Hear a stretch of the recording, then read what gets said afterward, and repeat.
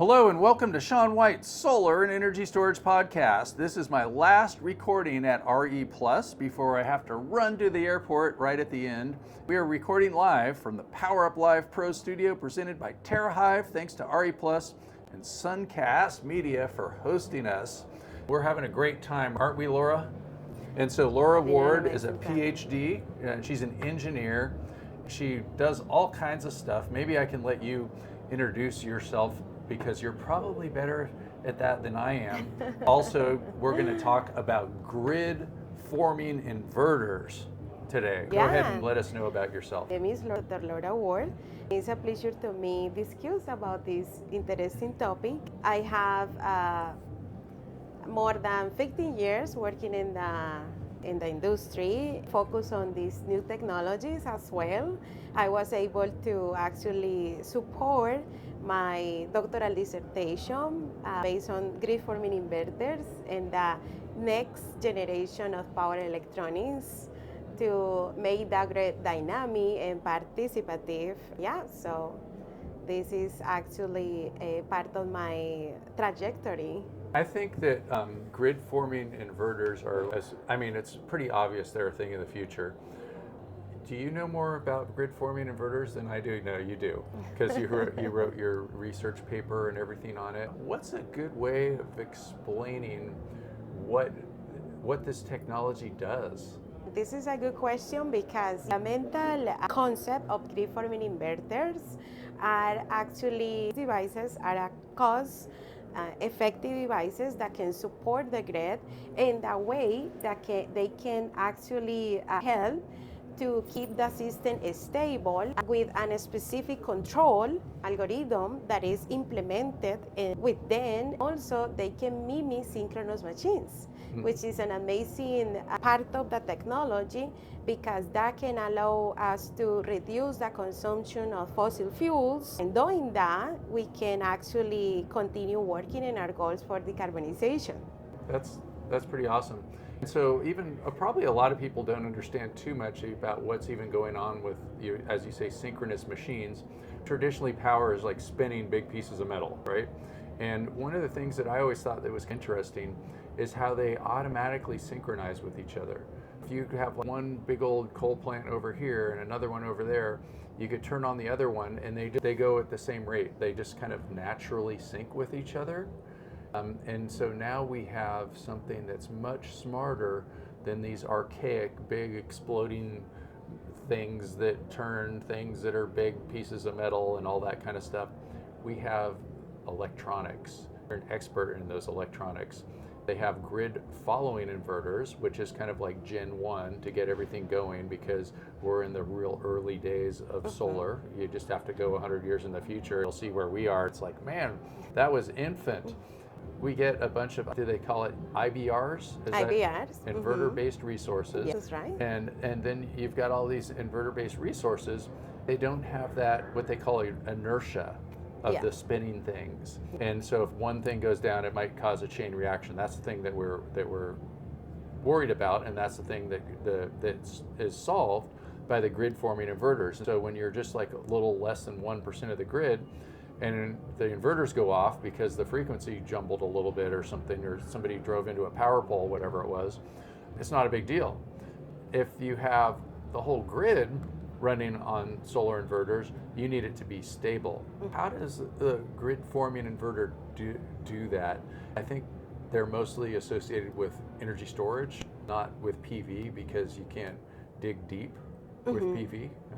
So first of all, we need to understand that the inverter is a key component of the electrical grid when we are incorporating these renewable energy resources, such as solar installation or wind as well, offshore or even onshore. Because with this device, actually, the functionality of this device is to convert DC into AC. So as you mentioned, currently the grid have grid following inverters.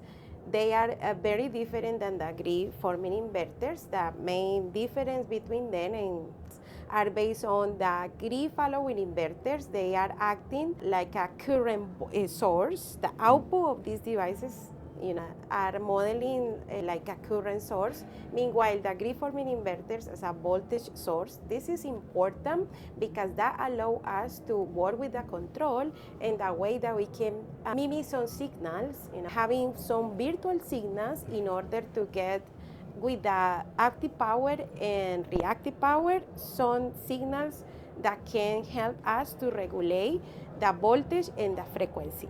And we call that the Drew coefficients of the control. This is one of the most important structures when we are working in the modeling. So I was able to follow in the requirements of the IEEE of 2018 that actually is asking us to keep, as you mentioned, the grid stable with some levels of frequency and voltage. We were able to synchronize these signals, keeping in mind that these levels of frequency and voltage need to be between these specific values. Great. We don't want our grid getting droopy, do we? And maybe that's kind of where the word droop coefficient comes from, is it can drop down. Maybe that's where the root word or where it comes from. There is a correlation between the active power and the voltage, and that's why we have this concept on these inverters. Okay, yeah, and you talked about reactive power and balancing that stuff out. What these different types of power are is you have sine waves, and it's like from spinning things that go up and down, or we can make sine waves with our electronics with the inverters, and you can have voltage and frequency don't always go in phase with each other. One of them could go in front of the other, and so you can control that and make one go in front of the other on purpose to stabilize the grid, so the grid is more stable and less likely to have a problem. We call that ancillary services, voltage and frequency, and actually these forming inverters can enable these ancillary services, and we can work on it with microgrids and different modes, two specific modes, an analog mode and also connected to the grid, on grid and off grid, and have been very important. Even the implementation, I was able to support as well as implementation of these devices in an area in Lubbock, Texas. So we call that Risk Technology Center, and we have a microgrid there called Glean, and that specific microgrid was able to, to adopt this technology. Some of these devices were deployed there, and they are working. Maybe so one far. Analogy for grid forming, it's like they're all grid connected when we're talking about these, or you could say microgrid, but or am I correct? When I think of a grid forming inverter, I'm thinking of something that's connected to the grid usually, but it's kind of, if you're just going back 20 years in the solar industry, you had grid tie and off grid inverters, and of course you still do. And a grid forming inverter has got more characteristics, sort of like an off-grid inverter, where you said it's a voltage source.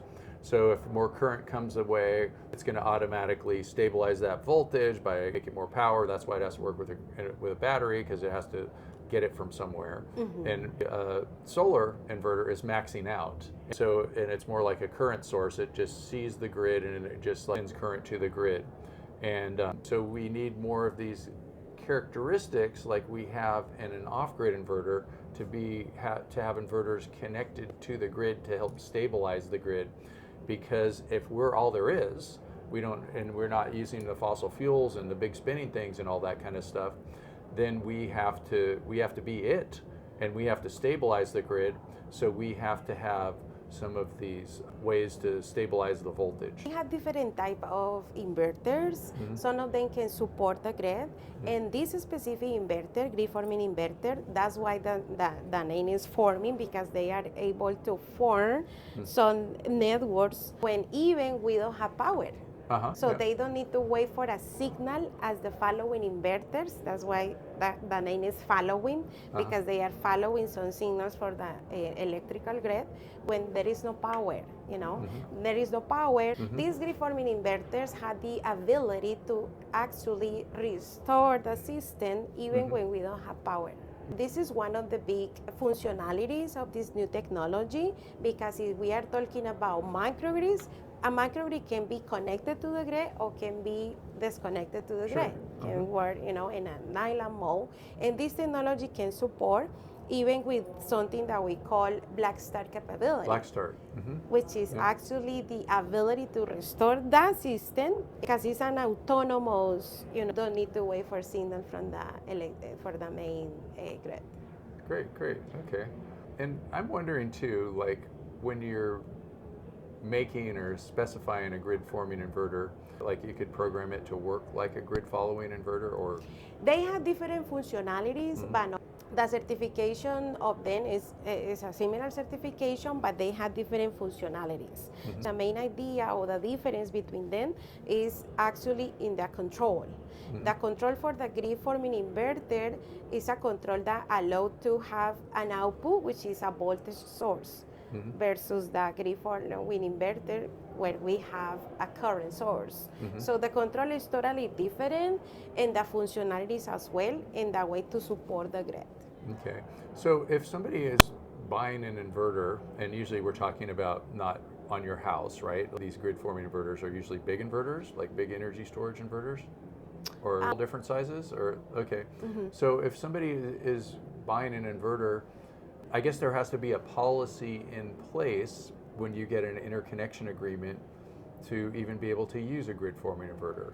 Yeah, so we are currently working on that because we had the IEEE 1547, which actually specified the interconnection for these IBRs into the grid, or IBRs into the grid. So based on it, there are some specifications to connect, these devices.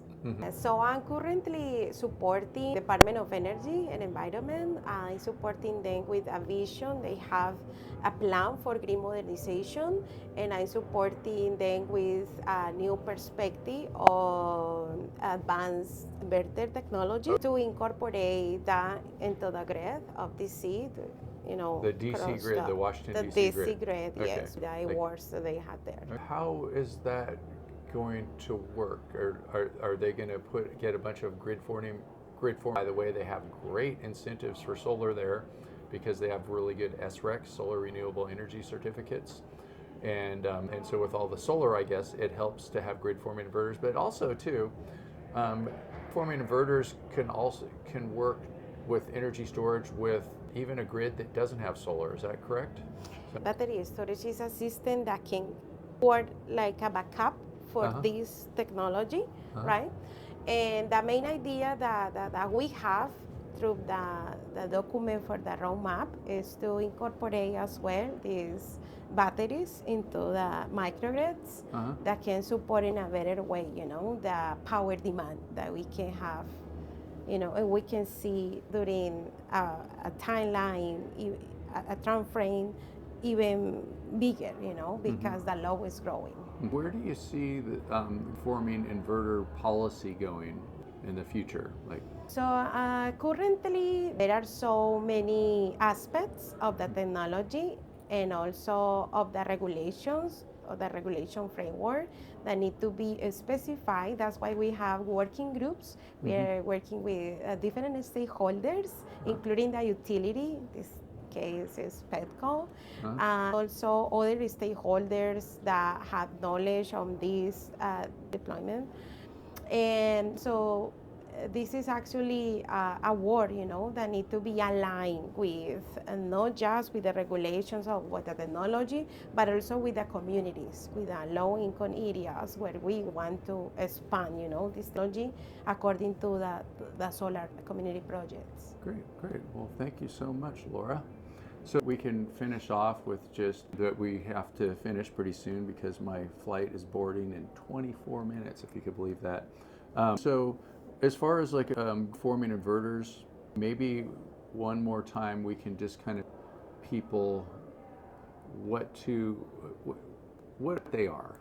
And we kind of said that before, but I think if you go to most people, they have no idea what it is.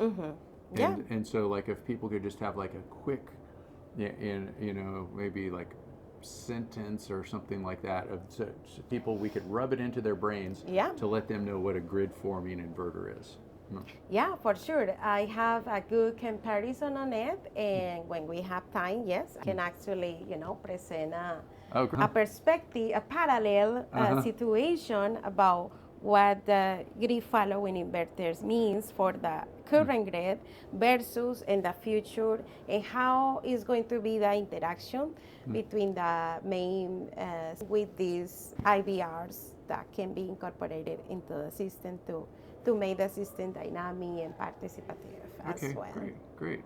And where can people find you and learn more about grid forming inverters? Yeah.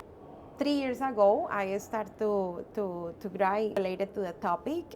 That's why, the knowledge bring me to be part of the fellows of the Department of Energy and Environment, because this is a vision, and I really would like to continue expanding this knowledge with not just professionals in the field, but also for an open audience around the world, because this technology can support the grid around the world.